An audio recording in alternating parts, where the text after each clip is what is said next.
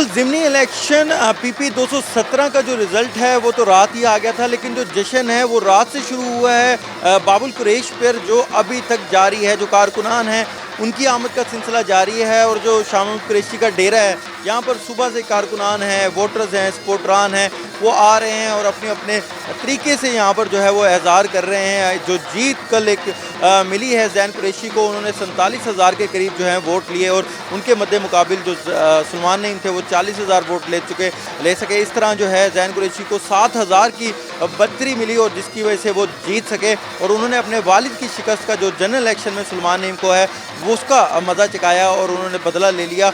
यहाँ पर कारकुनान की बड़ी तादाद है, ढोल की ताप पर रक्स भी किया जा रहा है, मिठाइयाँ भी बांटी जा रही हैं। यहाँ पर अभी भी बड़ी तादाद में कारकुनान मौजूद हैं, उनसे कोशिश करेंगे बात करें। अच्छा सर, बताइएगा कि आप लोग यहाँ पर आए हैं, कल से सुबह रात पूरी रात आप लोग यहाँ जश्न मनाते रहे, सुबह भी आ गए, तो क्या कहना चाहिए?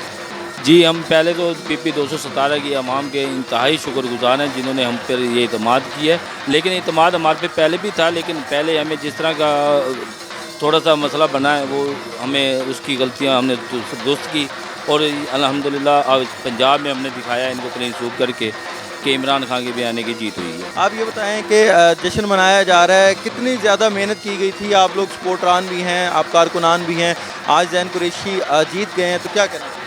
बहुत खुशी हुई है और मैं खान के सब सिपाहियों को मेरी तरफ से सलूट।